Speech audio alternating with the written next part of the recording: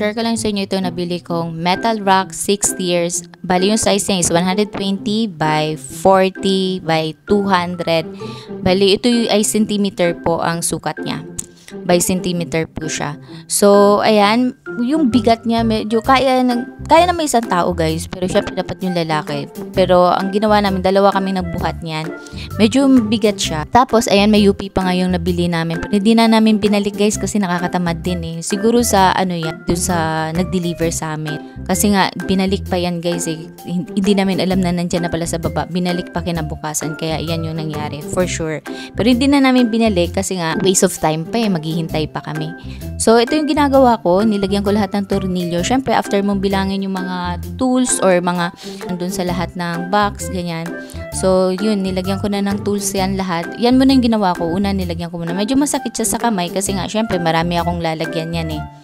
And then, ayan, basa-basa rin tayo ng konti dyan. At saka, itong ginagawa ko, yung may yan, yung pa-L na yan. Bali, sinukat ko muna siya kung paano ko ba gustong yung distansya nung layer niya. Sinukat ko muna siya. Inimagine ko muna siya. Kung meron kayong, kunyari, gusto niyo ng karton ilalagay, sukatin niyo muna.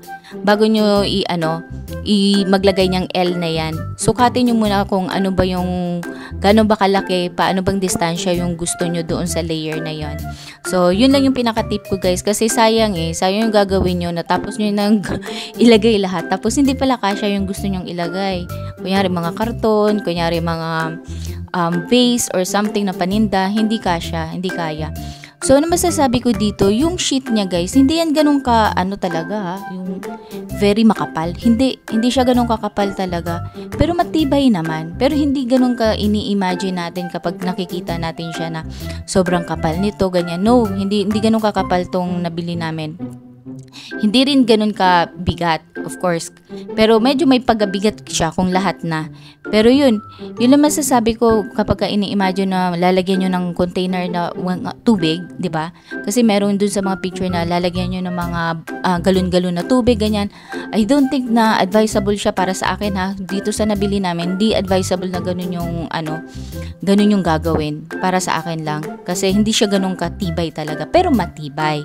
Hindi lang para dun sa heavy duty talaga. So, ito yung ginagawa ko. Medyo kaya ko pa mag-isa dito. Pero kailangan ko ng katulong kapag itatayo ko na. Ayan.